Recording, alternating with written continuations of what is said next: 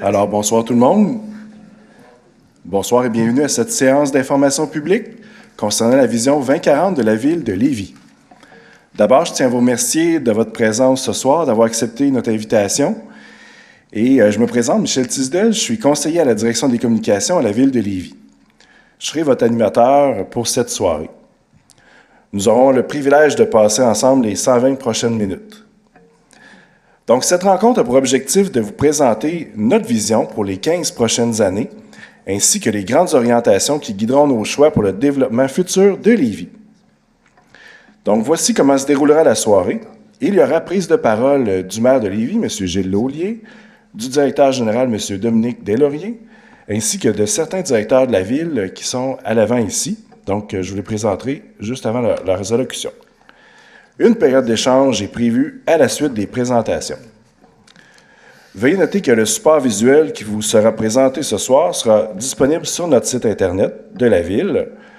Donc, ce vendredi, il y a une captation aussi vidéo qui est en cours pour permettre aux citoyens qui n'ont malheureusement pas pu prendre la chance de venir ce soir, ça sera disponible sur le site web de la ville dès vendredi également. Donc, sans plus tarder, je cède la parole à M. Gilles Laulier, le maire de Lévis. Bien, merci beaucoup. D'abord, est-ce que vous m'entendez bien? Est-ce que ça va mieux? OK, vous m'entendez? Ça va? Je veux juste faire le petit test de son pour être sûr que tout le monde m'entende bien. Alors, d'abord, bienvenue ce soir, à cette activité qui, pour nous, revêt une grande importance parce que au fil des années, à la ville de Lévis, on s'est doté de politiques assez dynamiques et intéressantes. D'abord, on a remis à niveau notre schéma d'aménagement, le schéma d'aménagement qui définit les grandes orientations d'aménagement du territoire. On a remis à jour également nos documents reliés à la politique culturelle. On a une politique culturelle, on a un plan d'action en matière culturelle, on a une politique de développement social et communautaire avec un plan d'action. Et notre politique de développement social et communautaire, est maintenant un modèle qui s'étend dans de nombreuses hautes villes au Québec. Donc, on a une approche communautaire qui est à peu près unique au Québec, qui est très dynamique, parce qu'il faut savoir que Lévis, c'est 250 organismes bénévoles, 250 organismes communautaires, sportifs et culturels, et c'est 12 000 bénévoles, donc c'est une force de frappe assez exceptionnelle. Donc, cela étant dit, avec la venue de notre directeur général, M. Lafaux, qui, évidemment, a dû nous quitter pour les raisons que vous connaissez, donc, dans sa vie personnelle. Alors, donc, nous avons mis en place cette démarche pour la vision 2040 de la ville. Au fond, on a voulu que ce soit d'abord une démarche collaborative. C'est la raison pour laquelle, au total, 4400 citoyens, jeunes, organisations, employés, leaders ont pris part au processus de consultation. Donc, on a fait pour en arriver à la vision qui a été adoptée par le conseil municipal lundi dernier. Au cours des nombreuses activités qui ont été organisées, les citoyens et citoyennes de Lévis ont eu l'occasion d'exprimer leurs besoins, leurs priorités et leurs attentes. Alors donc, au total, comme je vous disais, on a rejoint 4400 citoyens et on a rejoint 150 organisations étant des entreprises, des organismes sectoriels et autres. On a rejoint 400 élèves et étudiants parce qu'on voulait avoir de la part de nos jeunes qui sont en progression dans nos milieux de vie leur vision des choses. Il y a eu la participation d'environ 450 employés de la ville. Alors, au niveau des 4400 citoyens, les Lévisiennes et les Lévisiens, bien sûr, ont été nombreux à répondre à 2 sondages, principalement, qu'on a fait. Alors donc, j'ai devant moi ces 2 sondages-là. Je vais vous dire pourquoi ils sont importants, ces sondages-là, parce qu'il y en a un sondage qui a été fait en novembre, 2023, où là, c'est toute la population qu'on a touchée. Donc, un peu comme un sondage léger qui est fait là, pour l'ensemble d'une population. C'est un peu ça. Somme est une entreprise équivalente à Léger. Et il y a 1022 personnes qui ont été interrogés sur le taux de satisfaction. Parce que dans un premier temps, il nous fallait mesurer quel est le taux de satisfaction des citoyens envers leur service de la ville. Et là, bien sûr, les cotes sont assez intéressantes, ce qui veut donc dire que la ville, dans l'ensemble, se débrouille assez bien. Donc, on a des niveaux de satisfaction générale de 8,1 sur 10. Ça, c'est pour l'ensemble de la population. Un deuxième sondage a été fait, et ce deuxième sondage-là, c'est au fond plus un sondage où là, c'est pas toute la population qui répond au sondage, ou en tout cas les échantillonnages de population, mais là, c'est de façon volontaire, où là, on dit à des gens, si vous êtes intéressés, on a mis un sondage en ligne et vous pouvez vous y inscrire et répondre. Alors donc, là, évidemment, ce qu'on s'attend à voir, parce que c'est un sondage qui est totalement différent que de mesurer la satisfaction envers les services. Alors, c'est un sondage qui vise simplement, dans le deuxième cas, à dire « dites-nous ce qui va bien, dites-nous ce qui va mal ». Vous voyez un petit peu? Alors, on ne peut pas arriver et dire aux gens, bien, commencez à nous dire, on avait le premier niveau qui est « est-ce que vous êtes satisfait ?» On a un autre niveau de satisfaction. Alors, quand on arrive au deuxième sondage, bien là, les gens vont voir que les scores baissent. Pourquoi? Parce que c'est sur une base volontaire, puis c'est pas la même façon de faire des sondages. C'est pas un sondage toute population. C'est les gens qui veulent bien y participer. Et souvent, les gens qui y participent, c'est parce qu'ils veulent amener des solutions. Mais pour ça, il faut qu'ils nous disent, y a-t-il des problèmes? Alors, c'est un peu pour ça. Et c'est la raison pour laquelle, également, parce qu'il y a eu des questions là-dessus, alors je vais vous indiquer dans une ville comment on procède. Alors, ces sondages-là, donc on les met, on les rend publics, on les rend publics une fois que la décision est prise. Pourquoi on ne les rend pas publics avant que la décision soit prise? Parce qu'on ne veut pas que des documents circulent avant qu'on ait fait approuver par le conseil municipal la vision 2040. Vous suivez? Et ça, c'est dans la normalité des choses. Alors souvent, on va voir dans des documents, ne pas divulguer, etc. C'est pas parce qu'on ne veut pas les divulguer. Alors, je vous donne un exemple. Nos sondages sommes, on les fait chaque année, puis sont divulgués les résultats sur nos sites Internet. Donc, il n'y a pas d'enjeu. Alors, donc d'ailleurs, les deux sondages vont être disponibles. On attendait la soirée de ce soir, vont être disponibles dès ce soir à 19h sur notre site Internet. Je me demande même s'ils ne sont pas déjà sur le site Internet, peut-être. Oui, ils sont déjà sur le site Internet. Alors, si vous voulez aller les consulter, sont disponibles sur le site Internet. Alors, mais, il faut bien comprendre, parce qu'il y en a qui ont confondu, là, ou qui essayent de confondre les gens, mais il n'y a pas de confusion, là. C'est que le document est rendu public au moment où la décision a été rendue publique. Vous voyez ce que je veux dire? Alors, à partir de ce moment-là, on rend les documents accessoires disponibles sans aucun problème. Alors voilà, cela étant dit, une fois que je vous ai dit ça, nous, ce qui est intéressant dans l'approche qu'on a mis de l'avant, c'est que c'est vraiment une démarche collaborative pour, au fond, nous assurer qu'on va continuer à conserver. Donc, quand je vous ai dit qu'on a un niveau de satisfaction de 8 sur 10, ça ne veut pas dire qu'il faut se croiser les bras puis on arrête tout, là. Ça veut dire qu'on a un travail à faire. Le travail, c'est d'aller voir au niveau de la population quelle vision on devrait se donner dans les prochaines années, dans les 10-15 prochaines années, pour garder le cap. Vous savez qu'au Québec, actuellement, on est numéro 1 pour la croissance économique, numéro 1 pour la qualité de vie, numéro 1 avec c'est quoi avec Saguenay pour l'indice de bonheur. Ça a l'air de rien, mais l'indice de bonheur, c'est le critère numéro 1 qui fait qu'une population va connaître la prospérité ou pas. Parce que, vous savez quoi? Si une communauté n'est pas heureuse et ne croit pas en l'avenir, cette communauté-là ne peut pas se développer, c'est impossible. Donc, quand on a un indice de bonheur qui est élevé, c'est parce qu'on a une communauté qui est dynamique et qui est propulsée vers l'avenir. Alors donc, moi, je profite de l'occasion, parce que moi, je vais introduire ce soir, parce que quand je dis que c'est une démarche collaborative, là, c'est pas pour rien ce soir, là, les personnes qui vont donc intervenir. D'abord, il y a Dominique Deslauriers, notre nouveau directeur général, nouvellement nommé, dont on est très fiers parce que c'est une promotion à l'interne. M. Patrick Hamelin, notre directeur de l'urbanisme. Mme Sylvie Bernatchez, qui est la directrice du développement communautaire. M. Christian Paré, à la direction de l'environnement. M. Étienne Talbot, à la direction du développement économique. Et M. Pierre-Luc Terrien, à la mobilité et au transport. Alors, vous avez vu, on recoupe là tous les secteurs d'activité couverts par notre démarche de vision 2040. Alors, nos gens vont vous présenter à tour de rôle les 5 grandes orientations qui ont été retenues, et à chacune des orientations, il y a à peu près 3 priorités identifiées. C'est sûr qu'il ne faut pas vous attendre à avoir des éléments détaillés comme un plan d'action. C'est plus des orientations de dire vers où on va. Et puis, il y aura une période d'échange pour ceux qui auraient des questions. Mais sachez en même temps qu'on va être disponible aussi de façon plus informelle. Des fois, il y en a qui aiment plus être informels puis discuter avec nous après la rencontre. Ça va nous faire plaisir en passant de le faire et de répondre à vos questions. Donc, notre ville se développe bien, elle se développe à vitesse grand V. Alors donc, on a développé dans les dernières années davantage le volet qualité de vie. On a environ 250 parcs et espaces verts à la ville de Lévis, 10 grands parcs urbains. On a utilisé le fleuve et les affluents pour le volet qualité de vie.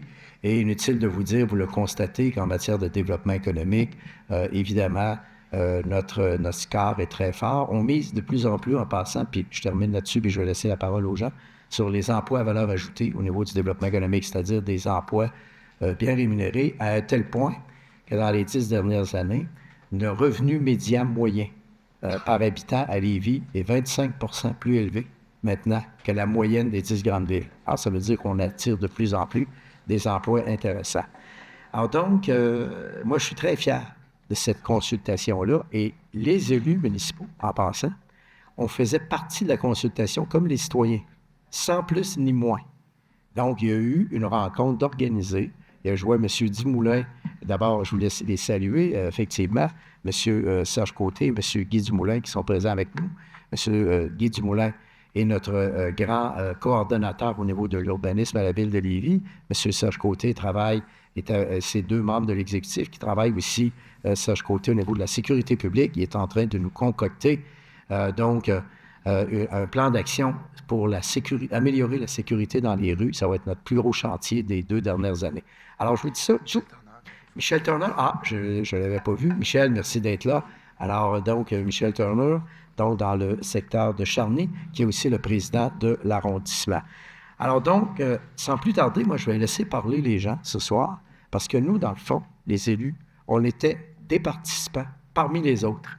Je ne sais pas si vous voyez ce que je veux dire. Il y a eu une demi-journée de consacrée aux élus municipaux. On est très fiers de l'avoir fait, mais sachez que ce qu'on présente aujourd'hui est vraiment le résultat, bien sûr, des sondages. Il y a un niveau de satisfaction de l'ensemble de la population qui est élevé, mais quand on y va dans le détail avec le deuxième sondage, là, on se rend compte qu'on a des choses à améliorer, puis c'est justement ça qu'on voulait aller chercher. Alors, je veux vous remercier de votre participation ce soir, et sans plus tarder, je redonne la parole à notre animateur.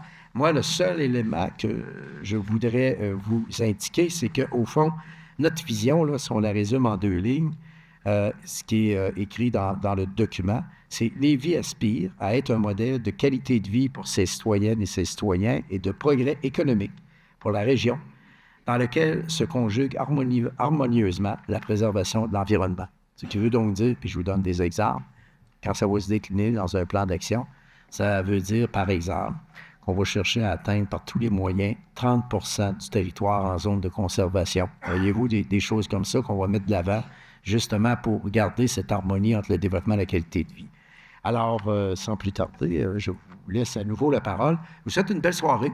Et puis, s'il y a des échanges qu'on peut faire, vous pouvez prendre le micro, mais aussi, moi, avec tous les gens de l'équipe ici, nos conseillers municipaux, on va être disponible après pour échanger avec vous sur tous les sujets, au fond. Alors, ça vous va? Merci beaucoup. Bonne soirée. Merci beaucoup, M. le maire. Donc, maintenant, je céderai la parole à M. Dominique Deslauriers, directeur général, qui va nous parler de la démarche et des orientations. M. Deslauriers, à vous la parole. Merci beaucoup. Monsieur le maire, je vous avais fait une très belle introduction. Bonjour à tous. Je vais revenir un petit peu aussi sur, juste avant d'aller sur la démarche, pourquoi on fait un exercice de vision dans une ville, particulièrement à Lévis. C'est important. Parce que la ville de Lévis, au cours des dernières années, a eu une croissance fulgurante. Beaucoup d'enjeux qui sont apparus, d'autres qui étaient déjà existants, mais il y en a qui se sont accentués. Il y a beaucoup d'enjeux liés avec la croissance. Qualité de vie encore excellente, on veut la maintenir, donc il faut prendre les moyens pour le faire. En termes de transport, de mobilité, beaucoup d'enjeux sont apparus.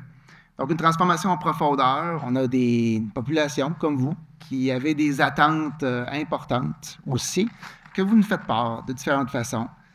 Ce qu'on veut dans une vision comme ça, c'est avoir une vision claire, être capable que tout le monde puisse travailler dans le même sens, tant dans l'organisation qu'avec nos partenaires externes. Donc, l'objectif d'une vision comme celle-là, c'est vraiment de voir à long terme et prendre des actions à court terme pour y arriver.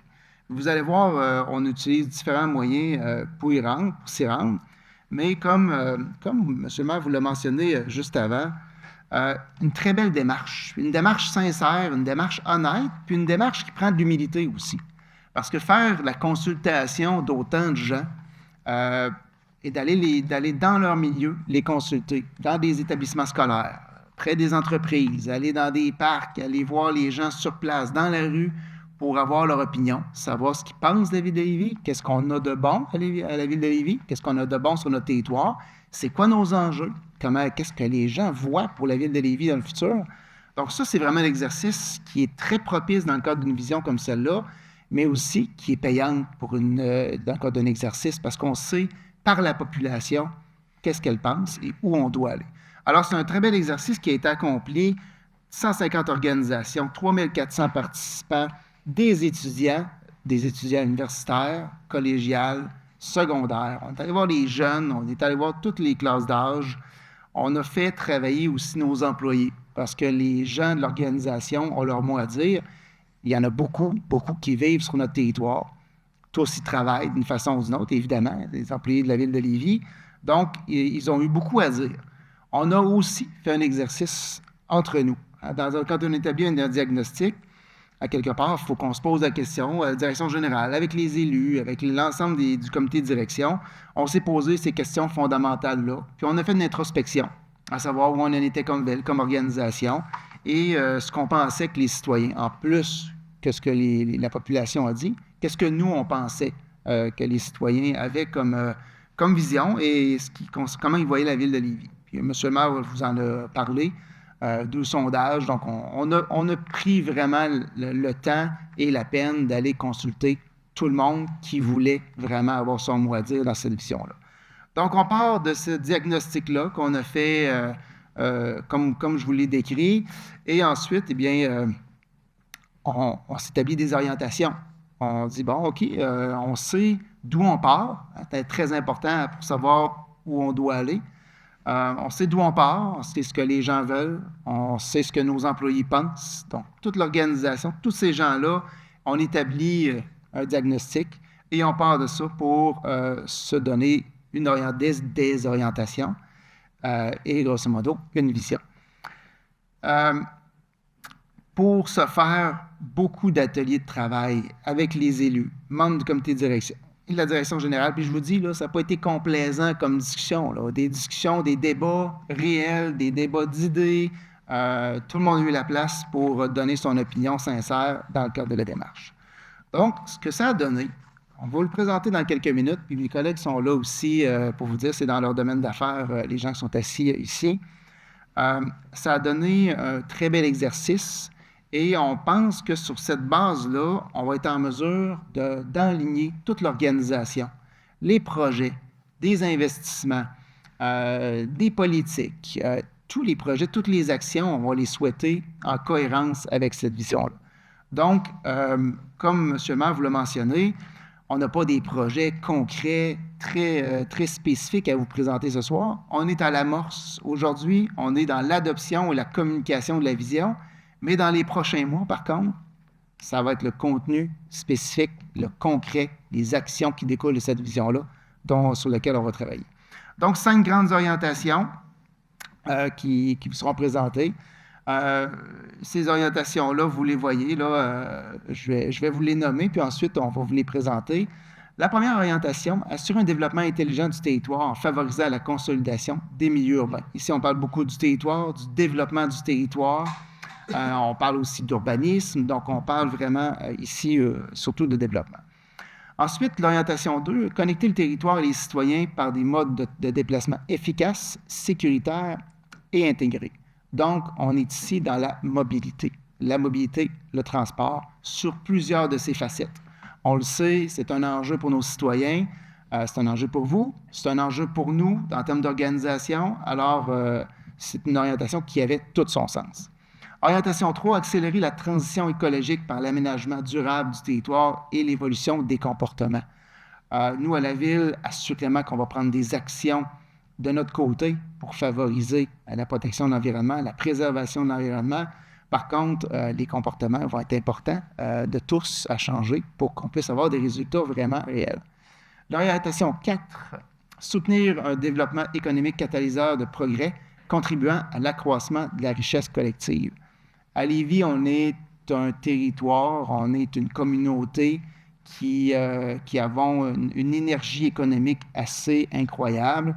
On a, vous le voyez, il n'y a pas besoin de circuler beaucoup sur le territoire. Dans votre quartier, vous le voyez assurément.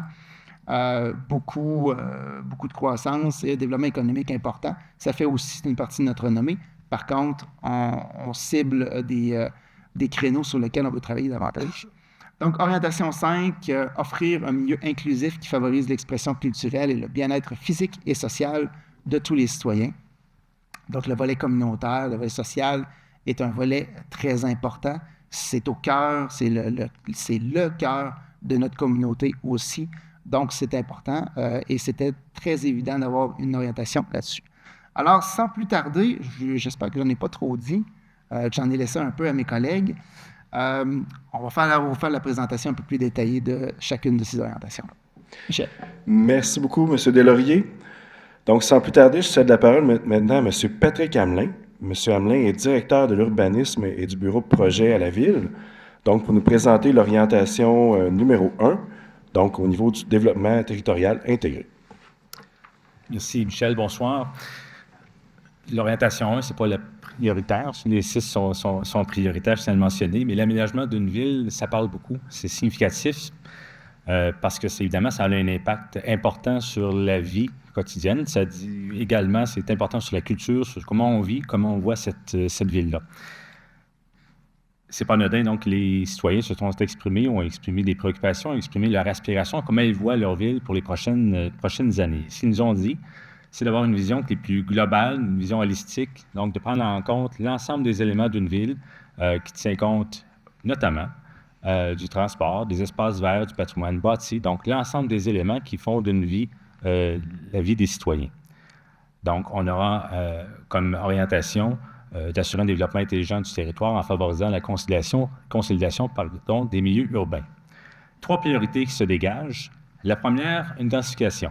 La ville de Lévis a accueilli la ville est en changement, la ville a accueilli un nombre important de citoyens et c'est ce qui est prévu encore pour les prochaines années. Pour accueillir ces citoyens-là, on est aussi limité par des orientations gouvernementales, mais aussi une volonté du Conseil de ne pas aller toucher au territoire agricole, ce qui fait en sorte qu'on n'a pas le choix. Ça demande soit de se concentrer un peu plus et aller un peu plus en hauteur. Donc, la règle mathématique est assez forte à ces niveaux-là, puis ça, on le voit un peu partout au Québec. Donc, ce qui est prévu à cet effet-là, donc de réaliser une densification qui est réfléchie, harmonieuse et qui tient compte du milieu bâti, du milieu qui est déjà existant, parce que ça se fait essentiellement dans des endroits qui sont déjà habités. Deuxième priorité, il y a, lorsque vous vous êtes levé ce matin, il y avait une personne de plus à Lévis. Et lorsque vous avez pris votre petit dîner, il y avait une personne de plus à Lévis. Et il s'en est ajouté une autre à votre souper, et lorsque vous allez vous coucher, il va y en avoir une autre. Et demain matin, il va y en avoir une autre. C'est comme ça depuis 2016. Évidemment, c'est de façon imagée, mais ça sera de même jusqu'en 2040. Ça met une pression importante sur le logement. Donc, on a une préoccupation donc de développer une stratégie du logement pour les prochaines années. Il y en a déjà une, mais elle sera renouvelée. Et on a également... Oh, pardon, merci.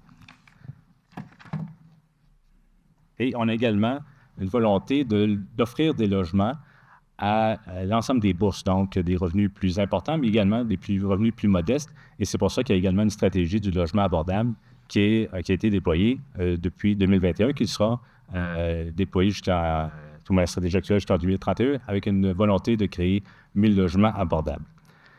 Finalement, le troisième priorité créer une vie urbaine complète au sein des pôles Desjardins et Chaudière, donc des milieux de vie dynamiques, des centres-villes dynamiques où on peut y circuler, on peut y travailler, on peut y vivre, on peut y pratiquer des loisirs, on peut également avoir une vie dans les parcs, des espaces verts, donc des milieux de vie dynamiques. Et c'est ce qu'on veut créer dans le pôle Desjardins. Évidemment, on ne négligera pas l'ensemble des noyaux urbains de la ville, mais en mettant une priorité sur des milieux, le pôle Desjardins, également le pôle La Tête des Ponts, le pôle Chaudière. Donc, voilà, c'est ce qui résume. Évidemment, ça aura tout ça un impact important sur le transport, mais ça, je vais laisser mon collègue Pierre-Luc l'aborder dans les prochaines minutes. Merci beaucoup, M. Hamelin. Donc, je céderai maintenant la parole à M. Pierre-Luc Terrien, directeur par intérim du transport et de la mobilité durable, qui va nous parler de la mobilité urbaine durable. Bonsoir tout le monde. Donc, Pierre-Luc Terrien, directeur par intérim. Donc, ça veut dire que c'est un mandat qui est assez récent. Lorsque j'ai pris le mandat au niveau des transports et la mobilité durable, je ne cacherai pas que plusieurs me parlaient d'enjeux et de défis importants au niveau de la mobilité sur le territoire. En effet, la mobilité, c'est la préoccupation première au niveau des citoyens. Puis ça, c'est tant sur l'aspect de la fluidité des déplacements sur le territoire que pour l'accès au transport en commun. Également, la ville de Lévis a un grand territoire, puis les principaux déplacements sont sur 2 axes structurants, l'autoroute 20 et Guillaume Couture. Ça représente vraiment un défi au niveau de la mobilité. L'orientation numéro 2 est venue me rassurer puis me mobiliser dans le cadre de la mobilité sur le territoire de la ville de Lévis. Puis ça a eu un effet vraiment positif pour moi. Je suis pas mal certain que ça va avoir le même effet pour vous également. Donc, au niveau de l'orientation 2, c'est vers une mobilité urbaine durable. Donc, c'est connecter le territoire, les citoyens, par des modes de déplacement efficaces, sécuritaires et intégrés. Si je résume, on vient mettre la mobilité au cœur de la planification du territoire. Ça, c'est important. Pour atteindre cette orientation-là, il y a des priorités qui sont données. Donc, la première priorité, là, c'est de contribuer au déploiement d'un réseau de mobilité suprarégional, incluant un nouveau lien autoroutier interrive. Donc, c'est de jouer un rôle de leadership au niveau là, de tout ce qui est réseau de mobilité suprarégional. Ça inclut autant au niveau d'un lien que tout ce qui est des voies réservées, transport en commun entre les 2 rives, et également au niveau de Chaudière-Appalaches. Donc, on veut améliorer la fluidité du transport de façon suprarégionale et agir en tant que leader. Bref, être partie prenante des solutions pour assurer une meilleure fluidité sur le grand territoire. L'objectif numéro 2, c'est de prioriser l'amélioration de l'offre de services en transport en commun. Donc, c'est de poursuivre la bonification du service, de mettre en place des nouvelles solutions au niveau du transport en commun, mais surtout de le rendre le plus accessible possible par des aménagements qui permettent d'avoir une meilleure accessibilité au transport en commun. Également, de venir rendre le transport en commun plus inclusif pour monsieur et madame tout le monde, de venir s'assurer que le transport en commun est une option attrayante et accessible pour tous. Donc, c'est très important au niveau de la priorité numéro 2. Priorité numéro 3, c'est privilégier les modes de déplacement actifs dans les milieux urbains.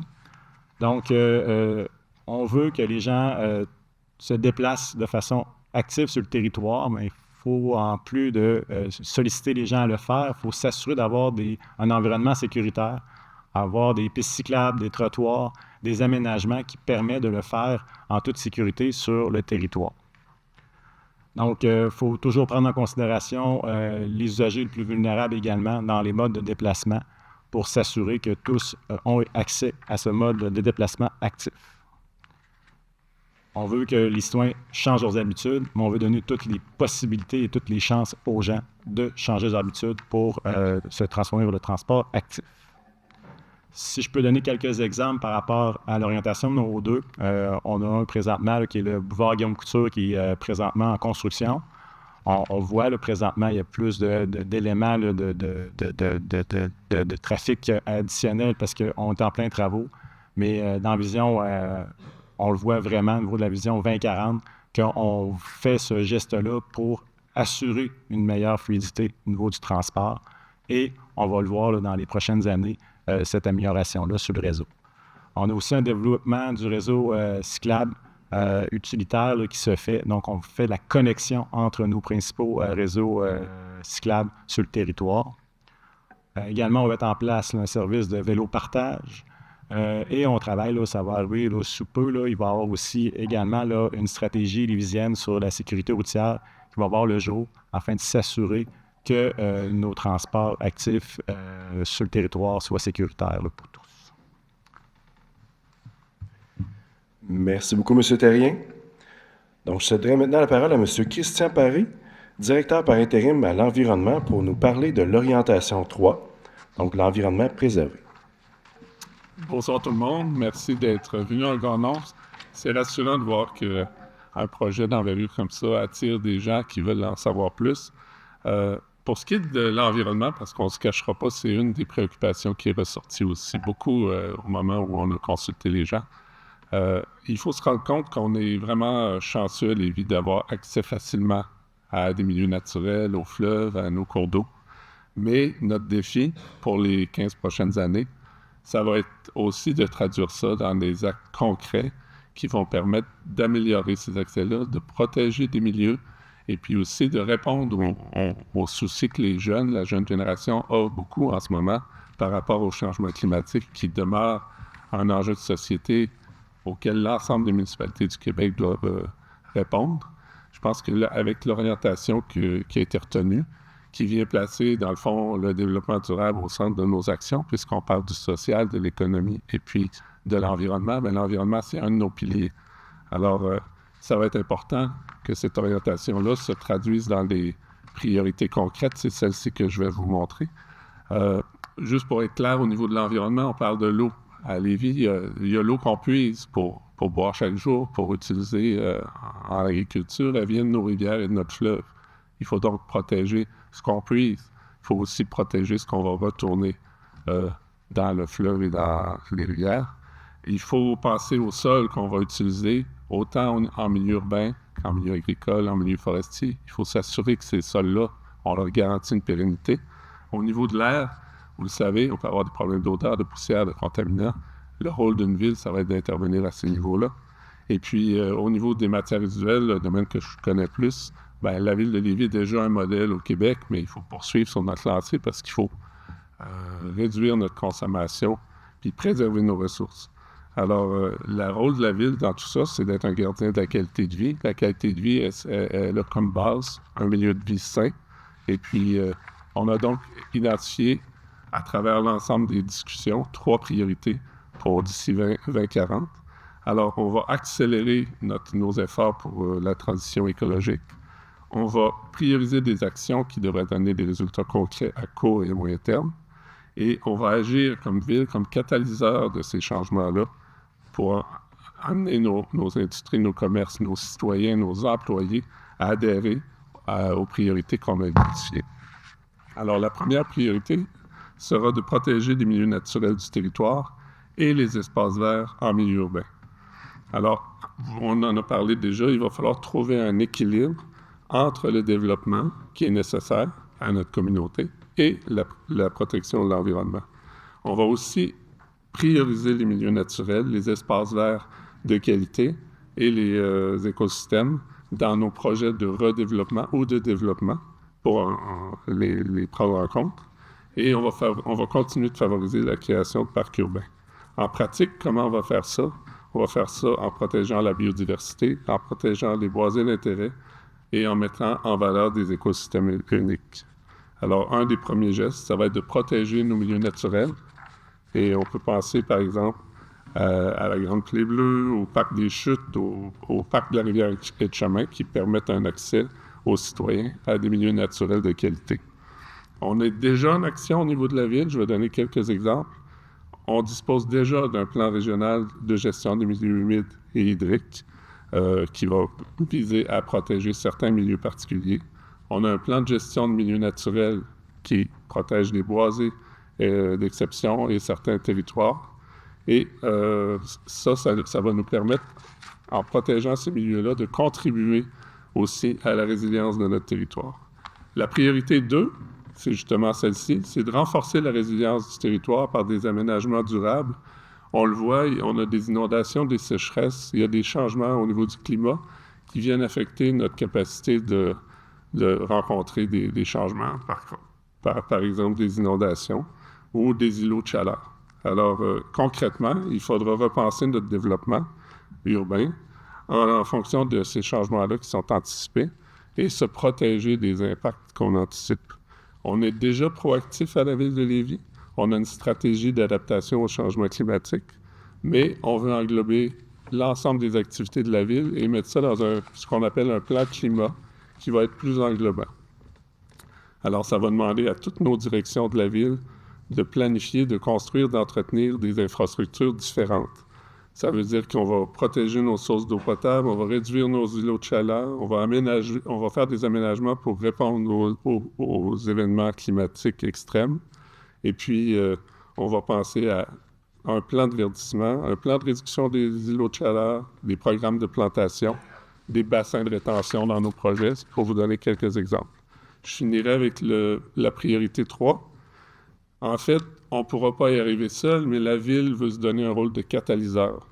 On veut se servir de moteur pour inciter les gens à changer leur comportement, à se mobiliser, à s'impliquer, parce que chaque geste compte, puis l'ensemble de la communauté, si tout le monde va dans le même sens en fonction de notre vision, on va pouvoir changer nos pratiques, adhérer à des nouvelles façons de penser, et puis, dans le fond, on va arriver à un moment où l'ensemble des efforts individuels va avoir un effet collectif. Puis je ramènerai toujours l'idée que tout ce qu'on protège, on l'aime, puis tout ce qu'on aime, on le protège. Alors, si on se tourne vers notre milieu naturel, vers notre milieu de vie, puis qu'on en prend soin, bien, ça va avoir un effet boule de neige. Puis finalement, on peut penser que la Ville récemment a mis un fonds vert en place grâce aux élus qui ont décidé que c'était une priorité. Et puis, on voit déjà des effets dans la communauté. On a d'ailleurs émis, je pense, un communiqué hier sur les grands projets de cette année. Alors, ça ferait le tour, puis c'est ça qui va nous permettre d'accélérer la transition écologique pour l'aménagement durable du territoire et l'évolution des comportements. Merci. Merci beaucoup, M. Paré. Maintenant, je céderai la parole à M. Étienne Talbot, directeur du développement économique et de la promotion, pour nous parler de l'orientation 4 liée à la promotion économique. Merci, Michel. Bonjour à tous. Ça me fait extrêmement plaisir d'être ici avec vous aujourd'hui. L'orientation numéro 4 vers une prospérité économique, donc soutenir un développement économique catalyseur de progrès contribuant à l'accroissement de la richesse collective. Lorsqu'on parle de développement économique, on pense souvent à la création de richesse, à l'augmentation des revenus fonciers pour une ville par des intentions stratégiques qu'une ville mène pour pouvoir compter sur ces nouveaux revenus. Mais le développement économique, c'est aussi d'être proactif pour soutenir une vitalité économique dans son milieu. Une vitalité économique, c'est un ingrédient de la qualité de vie. C'est évidemment pas le seul. Mes collègues en ont parlé de plusieurs autres ingrédients de la recette. Mais la vitalité économique, c'est d'avoir accès à des commerces de proximité dans notre quartier qui nous offrent des produits de qualité. C'est avoir accès à des grandes surfaces aussi qui nous permettent d'avoir accès à d'autres profils de produits toujours à proximité de notre milieu de vie. La vitalité économique, c'est d'avoir des emplois de qualité dans notre ville, des entreprises qui font le virage numérique, qui se robotisent, qui contribuent à l'essor économique de notre milieu de vie en offrant des emplois de qualité à nos résidents et résidentes. Du processus mené par la Ville sur la Vision 2040, du processus de consultation des citoyens résidents de la Ville, des citoyens corporatifs et partenaires, s'est dégagé des consensus qui ont trouvé écho chez Développement économique Lévis. Et ça me fait plaisir de vous présenter les 3 priorités où on s'est identifié comme partie prenante pour nous aider à concrétiser ces priorités-là. Tout d'abord, affirmer le leadership industriel du territoire, notamment dans le secteur naval et des hautes technologies. Vous le savez, le secteur naval, ça fait partie de l'ADN des Lévisiens et des Lévisiennes. La nouvelle annonçant que la DEVI intégrait la stratégie nationale de construction navale a trouvé écho parmi tous nos citoyens et ils nous l'ont rappelé lors de la Vision 2040 en nous rappelant l'importance de soutenir l'adhésion de la DEVI à cette stratégie nationale-là et aussi en favorisant la maximisation des retombées économiques qu'on peut tirer de cette magnifique entente, notamment en cherchant à maximiser l'arrivée de fournisseurs de cette chaîne d'approvisionnement sur notre territoire. La priorité numéro 2, développer une offre commerciale diversifiée et de proximité intégrée dans des milieux de vie urbains. Il y a 2 grands éléments qui se dégagent de cette priorité-là sur lesquels on propose de réagir suite au consensus de la démarche. C'est de travailler sur les 2 pôles. Premièrement, le pôle Chaudière et le pôle Desjardins pour offrir un milieu de consommation, un milieu de divertissement de proximité. Et c'est aussi de travailler sur les quartiers historiques qui offrent un accès à des commerces de proximité et qui ont la capacité de contribuer de façon importante à la qualité de vie sur le territoire. La priorité numéro 3, devenir une destination touristique qui attire par son fleuve, ses paysages et son dynamisme. Aussi, dans cette priorité-là, on retrouve 2 éléments. Le premier, c'est de faire de Lévis une destination qui est reconnue pour ses attraits et qui embrasse de façon responsable les beautés du fleuve, de son paysage et de son accès privilégié à la nature. C'est aussi, d'autre part, de capitaliser sur sa position stratégique à proximité de la capitale afin de soutenir le tourisme d'affaires, notamment avec son partenaire leader, le Centre des congrès. Quelques exemples pour soutenir ces 3 grandes priorités-là, je viens d'en évoquer une. Donc, le déploiement de notre entente avec le Centre des congrès pour maximiser le tourisme d'affaires sur notre territoire. Travailler étroitement avec mon quartier Lévis, j'allais dire MQL, pour dynamiser nos secteurs historiques, dynamiser le commerce dans nos secteurs historiques. Et si je vous donne un exemple sur le plan industriel, c'est d'effectuer des redéveloppements stratégiques de nos espaces industriels. Qu'est-ce que ça veut dire ça? Un exemple très concret et très contemporain à l'ordre du jour, le déplacement de la rue des Riveurs qui, par un déplacement d'un secteur qui est déjà en zone industrielle, déjà desservi, le déplacement d'une section de la rue des Riveurs va nous permettre de rendre disponible plus de 650 000 pieds carrés pour du développement industriel, notamment la chaîne d'approvisionnement de la DEVI. Alors voilà, merci beaucoup. Je vais être disponible à la fin si vous avez des questions. Merci beaucoup, M. Talbot. Donc, on est rendu à la présentation de Mme Sylvie Bernatchez. Mme Bernatchez est directrice à la vie communautaire et elle nous parlera de l'orientation 5, soit du tissu social inclusif. Mme Bernatchez. Merci, Michel. Bonjour à tous. Heureuse d'être là. Donc, vers un tissu social inclusif, qu'est-ce que ça veut dire? C'est, ce qu'on veut dire par ici, c'est de favoriser l'expression culturelle et le bien-être physique et social de tous les citoyens. Donc, comment ça se décline, ça? C'est vraiment d'avoir une vie communautaire, une vie sportive, une vie culturelle qui est alignée sur les besoins de nos citoyens, dans le but, tout simplement, que les gens puissent s'épanouir et se divertir.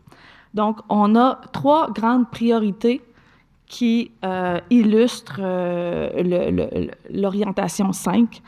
La première, qui est soutenir le tissu communautaire et l'action sociale par une approche proactive, collaborative et coordonnée. Vous le savez, le milieu socio-communautaire constitue l'un des fondements de la communauté lévisienne. On travaille activement avec au-dessus de 200 organismes dans le milieu, dont les missions sont littéralement au cœur des priorités de nos citoyens Et les gens qui œuvrent dans ces organismes-là, je vous le confirme, ce sont des gens très, très engagés, très dédiés, très impliqués.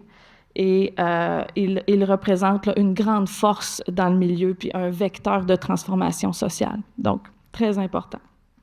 La deuxième priorité, on va parler d'activité physique. On veut encourager un mode de vie actif grâce à une offre et à des infrastructures sportives et de loisirs de qualité et qui sont adaptées aux besoins de nos citoyens.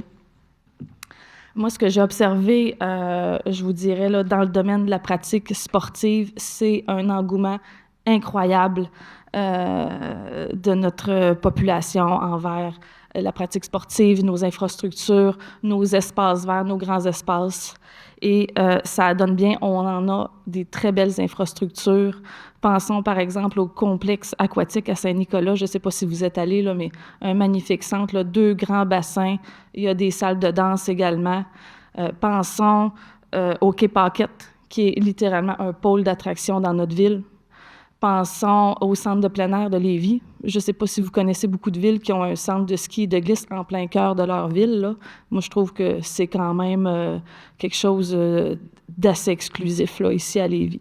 Donc, malgré tout ça, c'est pas tout, hein? Donc, on a une vision d'avenir et on veut continuer de travailler dans ce sens-là. On veut continuer de consolider nos infrastructures et d'en développer de nouvelles là où c'est nécessaire.